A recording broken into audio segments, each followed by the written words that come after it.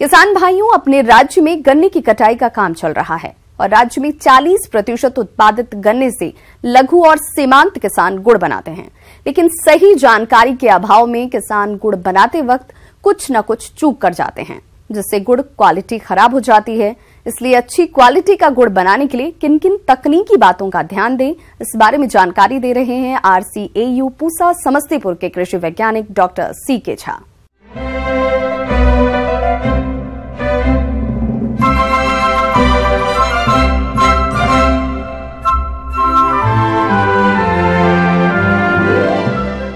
देखिए, अभी जो ये समय आ गया है कि गन्ने की कटाई अब प्रारंभ होने वाली है, जो आगाध प्रभेद है, और किसान काफ़ी मात्रा में गुड़ का उत्पादन करते हैं। महत्वपूर्ण ये है कि हम गुड़ उत्पादन तो कर रहे हैं, लेकिन उसकी रिकवरी या उसकी गुणवत्ता अच्छी नहीं है। यदि आपकी गुणवत्ता अच्छी नहीं होगी तो आपको बाजार में सही मूल्य नहीं मिलेगा। तो मैं आपको एक विस्तृत जानकारी देना चाहता हूँ कि उत्तम गुड़ उत्पादन जो है वो कैसे करें। बात करें अगर कटाई की, तो गन्नों की कटाई से 15 दिन पहले सिंचाई बंद कर दें। शीतकालीन गन्ना अक्टूबर से नवंबर के मध्य तक तैयार हो जाता है, लेकिन कटाई से पूर्व परिपक्वता की जांच करनी चाहिए। इसके लिए ब्रिक्स हाइड्रोमीटर का उपयोग करते हैं। अगर ब्रिक्स हाइड्रोमीटर की रीडिंग 21 से ज्यादा आती है तो जान ले कि गुड़ हेतु गन्ना परिपक्व हो गया है। कम ब्रिक्स मीटर रीडिंग होने पर कटाई न करें। कटाई करने के लिए धारदार औजार का ही इस्तेमाल कर जमीन की सतह से कटाई करें तथा ऊपरी भाग को काटकर हटा लें। कटाई के बाद इसमें 3-4 ऐसे बिंदु हैं जिस पर ध्यान देना है। आप गन्ने की सफाई, बिना गन्ने की सफाई किए हुए आप उसका रस में परिवर्तित न करें। सबसे पहले उसके पत्ती को साफ करें और गन्ने में जो भी आप गंदगी देखते हैं, मिट्टी के कण हैं, उन सबको अच्छी तरह साफ होना आवश्यक है। नहीं तो आपका सूक्ष्म जीव जो है वो आपके रस में चला जाएगा। और चूंकि हमारे ये बीज खाने में प्रयोग किया जाता है और ये मिठास का एक महत्वपूर्ण स्रोत है ये इस देश में। तो पहला आपका पेड़ाई के लिए यदि आप मशीन सही आपके पास नहीं है, मोटर चालित नहीं है, सबसे पहले आप मोटर चालित जो आपका क्रशर है वो होना चाहिए। यदि आपका मोटर चालित क्रशर होगा तभी आप रस की सही मात्रा निकाल पाएंगे और सामान्य रूप से उसमें 70 से 75% तक आपको रस की प्राप्ति होगी। तो सबसे पहले आप सही मात्रा में रस निकालेंगे गन्ने से। रस निकालने के बाद रस को छानना बहुत ही महत्वपूर्ण है। आप रस की छनाई करेंगे और रस को छानने के बाद इसे हम फिर चूल्हे पर गर्म करते हैं। अब यहाँ पर एक बहुत ही महत्वपूर्ण ध्यान देने वाली बात यह है कि आप जो चूल्हे का इस्तेमाल कर रहे हैं, आपका यदि परंपरागत रूप से आप चूल्हे का निर्माण किए हुए हैं तो उससे आपको ईंधन की बचत नहीं होगी और आपका समय भी ज़्यादा जाएगा और गुड़ का उत्पादन भी कम होगा। तो वैज्ञानिक विधि से चूल्हे का निर्माण जो किया गया है, जिसमें कि चिमनी होती है और 2 से 3 कढ़ाई को हम एक साथ गर्म करते हैं। एक में हम मुख्य ताव देते हैं, उसके बाद जो दूसरा ताव होता है उससे रस फिर गर्म होता है, फिर तीसरा हल्का गर्म होता है। और ये हम इस तरह से एकांतर क्रम में इसको चलाते हैं कि हमारे ईंधन की बचत होती है। तो आपको ईंधन का बचत करना है, क्योंकि हम ये चाह रहे हैं कि आप कम लागत में अधिक से अधिक उत्पादन करें और आपको अधिक से अधिक आमदनी हो। सामान्यतः 100 लीटर का यदि कढ़ा आप इस्तेमाल करते हैं तो उस 100 लीटर के कढ़ाई में आप रस की मात्रा जो अपने छने हुए रस को डालेंगे। अब यहाँ से हम रस को गर्म करने की विधि शुरू करते हैं और जब रस गर्म होना शुरू होता है तो इसमें अशुद्धियां आती हैं और ये जो अशुद्धि होती है इसे सामान्यतः हम बाहर निकाल देते हैं, जिसे आप मैली के रूप में जानते हैं। तो जैसे जैसे आप इसे गर्म करते जाएंगे, जैसे ही उसमें तापमान उसका बढ़ेगा, मैली बाहर निकलना शुरू होगा, जिस मैली को बाहर निकालते जाना है। सामान्य रूप से हम लोग वानस्पतिक रस शोधक में आप भिंडी का इस्तेमाल कर सकते हैं, जंगली भिंडी कहते हैं, जिसे आप सामान्य रूप से उगा सकते हैं। देवला का इस्तेमाल कर सकते हैं, सेमल की छाल, फालसे की छाल, इन सभी वानस्पतिक रसशोधक का हम इस्तेमाल करते हैं। अब इसे बनाए कैसे? रसशोधक जैसा कि आप भिंडी लें, जंगली भिंडी, तो ये 200 ग्राम इसका जड़ या तना, इसको पीस कर आप 5 लीटर पानी में इसके रस को तैयार कर लेते हैं। और जब आपका आपका रस उबलना शुरू हुआ, उस उबलते हुए रस में मैली की सफाई के लिए इस वनस्पतिक जो आपने बनाया है भिंडी का रस, इसको आप डालते रहेंगे। 3 से 4 बार इस रस को डालेंगे और जो भी अशुद्धि आएगी उस अशुद्धि को बाहर निकालते हुए चले जाएंगे। एक समय ऐसा होगा कि आपका साफ मैली निकलना शुरू होगा, उसको भी आप बाहर निकाल दें। और इसके पश्चात क्या होगा, इसके पास आपका रस जो है काफी तेजी से झाग के साथ उबलना शुरू होगा और जो आपका गुड़ ये बनने की स्थिति आ रही है, वहाँ पर उस झाग को रोकने के लिए थोड़ा हम तेल का इस्तेमाल करते हैं, कैस्टर ऑयल का भी इस्तेमाल करते हैं, 3-4 बूंद थोड़ी मात्रा में उसमें तेल का बूंद उसमें डाल देते हैं, जिससे कि आपका झाग और जो उफान आता है रस में, वो उफान बंद हो जाएगा। और ये आपकी गुड़ बनने की प्रक्रिया पर ये आपका रस आ गया, रस काफ़ी गाढ़ा हो जाएगा, उसमें तार निकलना, एक साथ बहुत सारे तार बनेंगे। अब निर्भर ये करता है कि आप किस तरह का गुड़ बनाना चाहते हैं, रवादार बनाना चाहते हैं या बिना रवादार बनाना चाहते हैं। यदि आप रवादार बनाना चाहते हैं तो उसे आप कम चलाएंगे, और यदि बिना रवादार बनाना चाहते हैं उसे काफ़ी देर तक आप चलाते रहेंगे। और अब इसे रस को धीरे धीरे आप जब गुड़ बनने की स्थिति में हो जाए तो इसे आप ताव कम करते जाएंगे और कढ़ाई को उतार लेंगे और इसे ठंडा करना है। और उस समय जो तापमान होता है वो लगभग 90 डिग्री सेंटीग्रेड पर रखते हैं जब गुड़ को ठंडा होने की स्थिति में होती है। और अब ये प्राय देखा गया है कि परंपरागत ढंग से बड़ी बड़ी चक्कियों का निर्माण किया जाता है, और उस बड़ी चक्कियों को बाजार में ले जाना, और जो ग्राहक है उसको उतने मात्रा में वो नहीं खरीदते हैं, तो आप गुड़ को काट कर सामान्य रूप से देखेंगे बेचा जाता है, तो उसके फिर भंडारण में समस्या आती है। और ऐसे स्थिति में जो सबसे महत्वपूर्ण बात है कि आप उस सांचे का प्रयोग करें। जैसे हमारे यहाँ 1 केजी के सांचे हैं, उस 1 केजी के सांचे में आप गुड़ को ठंडा करें, उसमें जमाएं। आप इस सांचे को देखें, ये सांचे से जब गुड़ बन के निकलता है, इसमें ठंडा करते हैं गुड़ को, तो 1 किलोग्राम उसका वजन होता है। और इसका ट्रांसपोर्टेशन काफ़ी आसान होता है, इसे काफ़ी लोग पसंद भी करते हैं ले जाना, और एक गिफ्ट के रूप में भी इसे लोग काफ़ी ले जाना पसंद करते हैं। इसके बाद महत्वपूर्ण एक जो पहलू है वो है भंडारण। यदि अब गुड़ का भंडारण ये देखा गया कि आप सही ढंग से भंडारण नहीं करते, जहाँ आर्द्रता बहुत अधिक है वातावरण में, यदि वहाँ पे आप गुड़ का भंडारण करते हैं, आपका भंडारण का जगह सही नहीं है, तो आपका जो सुनहरे रंग का गुड़ है, जो आपका ये रंग है, ये रंग धीरे धीरे खराब हो जाएगा।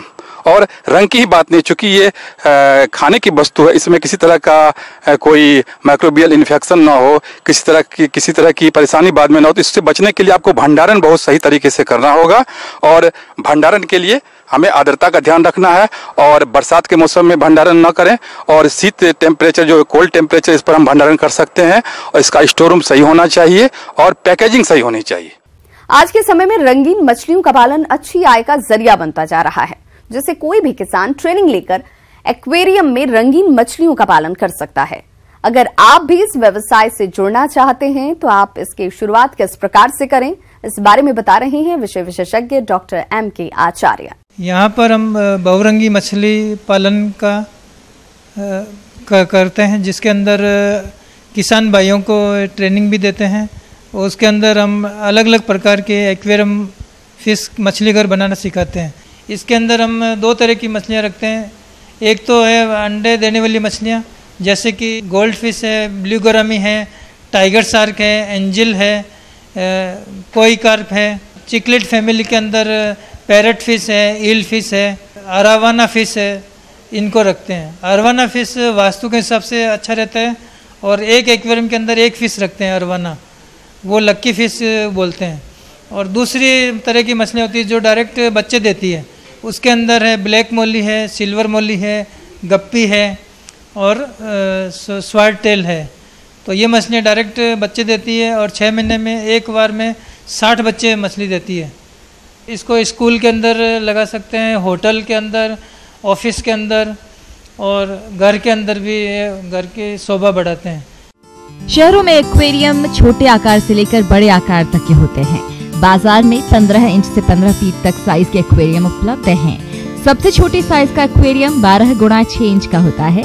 इस छोटे आकार के एक्वेरियम में मछलियाँ ज्यादा बढ़ती नहीं हैं। इतने बड़े आकार के एक्वेरियम में 4 से 5 जोड़ी मछली को रख सकते हैं। जो मछली घर बनाते हैं 2 फीट का भी बनाते हैं, 2.5 फीट का और 3 फीट का।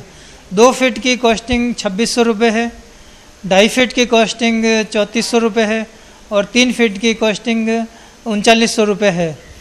इसके अंदर हम सब सिस्टम पूरा सेट देते हैं। कांच का ग्लास का टैंक है, ऊपर कवर देते हैं, पीछे पोस्टर है, ग्रेवल्स है, और एयर पंप, फिल्टर और लाइट है जिससे कि रोशनी आती है। और ये इसके अलावा इसमें नली है, जॉइंट है, रेगुलेटर है।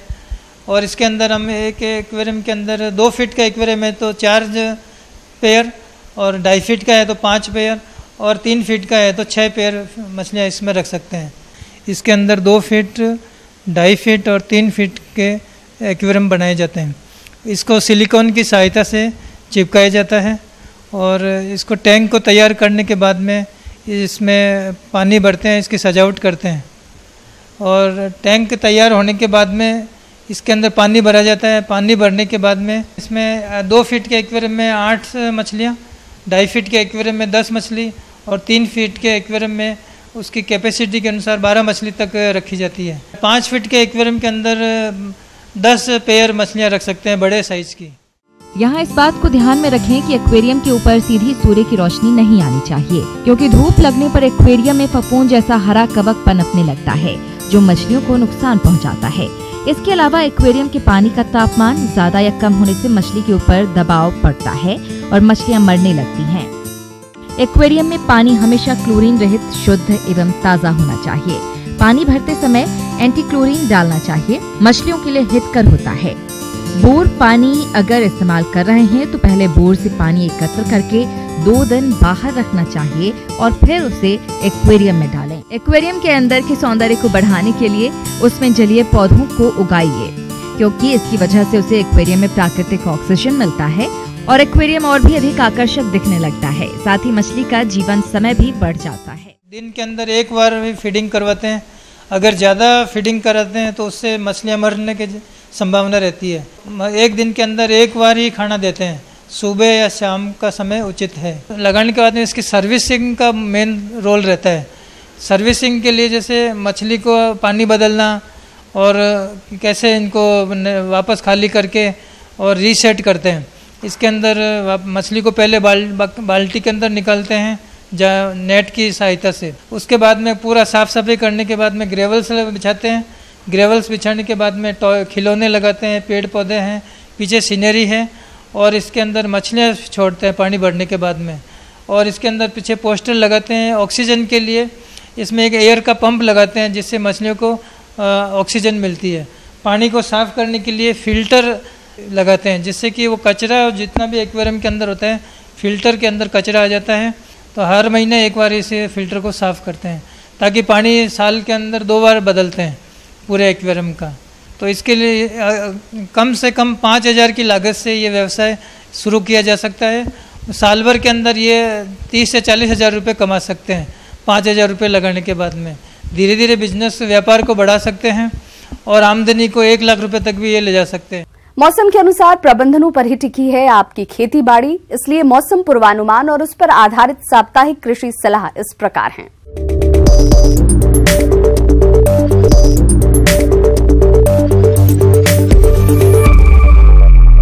ग्रामीण कृषि मौसम सेवा भारत सरकार, डॉक्टर राजेंद्र प्रसाद केंद्रीय कृषि विश्वविद्यालय पूसा समस्तीपुर, बिहार कृषि विश्वविद्यालय भागलपुर और बिरसा कृषि विश्वविद्यालय रांची के द्वारा भेजे गए मौसम पूर्वानुमान के आधार पर किसानों को सलाह दी जाती है कि उत्तर बिहार के जिलों में आसमान साफ रहने का अनुमान है।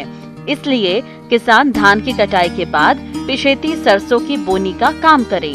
इन दिनों आलू, मक्का, मटर, मसूर और राजमा जैसी रबी फसलों में कजरा पिल्लू कीट प्रकोप हो सकता है, इसलिए खेत की सतत निगरानी करें। अगर फसलों में इस कीट का प्रकोप दिखाई दे रहा हो तो क्लोरोपाइरीफॉस 20 EC दवा 2 मिलीलीटर प्रति पानी में घोलकर फसलों पर छिड़काव करें। पहले बोई गई गेहूं की फसल में खरपतवारों की रोकथाम के लिए बुआई के 30 से 35 दिनों के बीच खरपतवार नाशी दवा आइसोप्रोटुरॉन का छिड़काव करें। गोभी की फसल में डायमंड बैक मॉथ, जिसे किसान पत्ती खाने वाली इल्ली के नाम से जानते हैं, इसकी निगरानी करें और कीट का प्रकोप दिखने पर स्पेनोरोड 48 EC दवा 1 मिलीलीटर प्रति 4 लीटर पानी में घोलकर छिड़काव करें। इन दिनों सुबह और शाम के समय तापमान में गिरावट आने लगी है। ऐसे में अपने पशुओं को रात के समय खुले में ना बांधें। पशुओं को संतुलित मात्रा में आहार दें और इनके आहार में खनिज, लवण और विटामिन का समावेश करें। वर्तमान समय में उत्तर बिहार के ज्यादातर जिलों में परती खेतों में बीजों के जमाव हेतु उपयुक्त नमी का अभाव देखा जा रहा है। अतः किसान भाई को सलाह दी जाती है कि रबी फसलों की बुआई के पूर्व खेतों की हल्की सिंचाई अवश्य करें ताकि बीजों का समुचित जमाव सुनिश्चित हो सके। किसान भाई 5 दिसंबर के बाद गेहूं की विषाक्त किस्मों की बुआई प्रारंभ करें। इसके लिए अभी से ही प्रमाणित स्रोत से बीज का प्रबंध कर लें। चारे के लिए जई तथा बरसीन की बुआई करें। रबी मक्का की बुआई संपन्न कर लें। अगात बोई गई मक्का की फसल में निकौनी एवं आवश्यकता अनुसार सिंचाई करें। आलू की रोपाई में प्राथमिकता देकर पूरा करने का इसे प्रयास करें। जिन किसानों के खेतों में आलू के पौधों की ऊंचाई 15 से 20 सेंटीमीटर हो गई हो, उन्हें आलू में निकौनी कर मिट्टी चढ़ाने एवं सिंचाई की सलाह दी जाती है। प्याज की स्वस्थ पौध के लिए पौधशाला से प्रत्येक 10 से 12 दिनों के अंतराल में खरपतवार निकालकर हल्की सिंचाई करें। पौधशाला में कीट व्याधि की निगरानी करें। अक्टूबर माह में बोई गई लहसुन की फसल से खरपतवार की निकासी कर हल्की सिंचाई कम अवधि के अंतराल में नियमित रूप से करें। विगत माह बोई गई मटर, राजमा एवं सब्जियों वाली फसलें बैगन, टमाटर, मिर्च, पत्ता गोभी एवं फूल गोभी में निकाई गुड़ाई तथा आवश्यकता अनुसार सिंचाई करें। ठंड के मौसम में गाय बैल में FMD का प्रकोप बहुत अधिक होता है। इस रोग से बचाव हेतु पशुओं को टीका लगवाएं। इसे चपका रोग भी कहते हैं। अपने पालतू पशुओं को ठंड से बचाने के लिए इनके रहने की जगह के आसपास आग लगाकर स्थान को गर्म रखें तथा दरवाजे एवं खिड़कियों में जूट के बोरे का पर्दा लटका दें। साथ ही साथ धूप निकलने के बाद ही पशुओं को बाहर निकालें।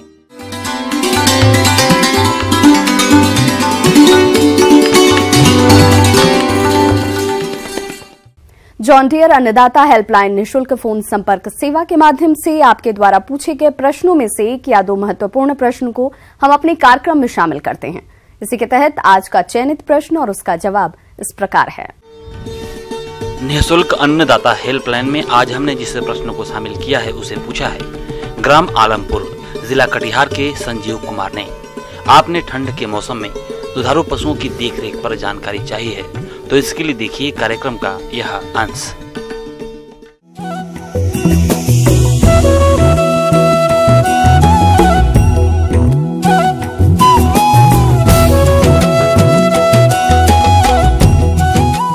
आज के परिवर्तित मौसम में गर्मी बहुत ज़्यादा पड़ने लगी है और एकाएक मौसम परिवर्तन आती है। जैसे अभी बहुत गर्मी पड़ रही है, तुरंत बारिश होगी, ठंड भी पड़ने लगती है, अब फिर से गर्मी आ जाती है, जिसके कारण पशुपालन में बहुत सारी समस्याएं आ रही हैं। खास करके बीमारी बहुत ज़्यादा बढ़ गई है, जैसे कि खुरपक्का बीमारी है जो सालों भर होने लगी। दूसरी समस्या यह है कि बदलते परिप्रेक्ष्य में बीमारी बहुत ज़्यादा बढ़ने के कारण इसमें सावधानी बरतने की ज़्यादा ज़रूरत है। जो सावधानी हम लोग नहीं बरतते हैं, बल्कि केवल बीमारी होने के बाद परेशानी उठाते हैं। कि आप समय पर सभी बीमारी का टीकाकरण करवा लें। खासकर अभी के समय में खुरपक्का, जिसको भजहा बीमारी ही बोलते हैं, FMD बोला जाता है, इस बीमारी का प्रकोप बहुत ज़्यादा बढ़ गया है। तो इसका टीकाकरण साल में 2 बार करा लें। कि जब भी टीकाकरण करवाएं उसके 1 हफ्ता पहले पशु को कृमिनाशक दवा दे दें। कृमिनाशक दवा सुबह में दें, उसके बाद 3 दिन तक कम से कम लगातार लीवर टॉनिक 20 से 25 ml उसको पिलाएं। सबसे मुख्य बात यह है कि पशु के पास 24 घंटे पानी की व्यवस्था रखें। ठंडा मतलब नॉर्मल टेम्परेचर वाली चापाकल का निकला हुआ जैसा पानी रहता तुरंत, वो पानी पशु को 24 घंटे मिलनी चाहिए। उसके उत्पादन के अनुसार, दूध उत्पादन के अनुसार मिनरल पाउडर प्रत्येक दिन उसको खिलाएं। कहने का मतलब है कि यदि 10 लीटर तक दूध दे रही है, 10 लीटर से ऊपर बढ़ गई है तो 100 ग्राम जरूर दें। पशुओं का संतुलित आहार प्रबंधन।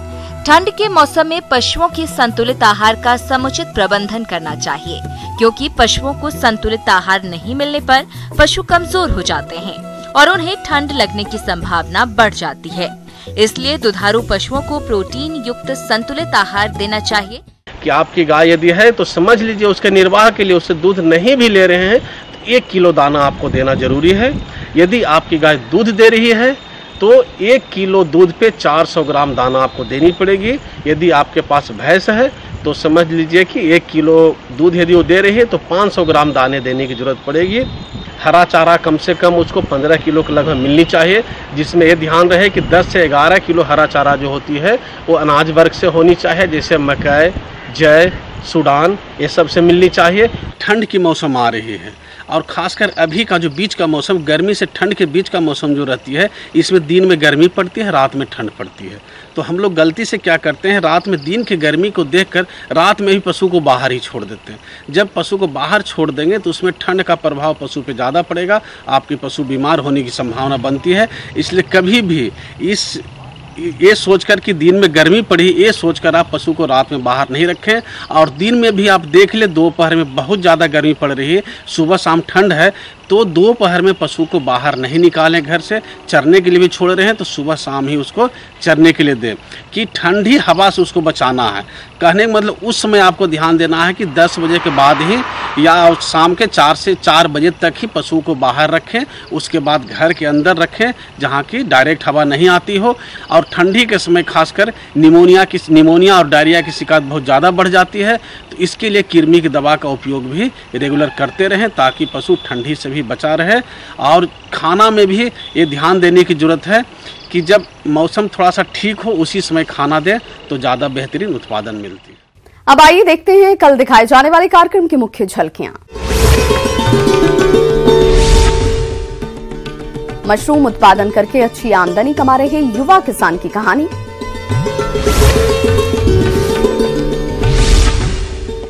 जाड़े के मौसम में मुर्गियों और उसके चूजों की सही देखरेख।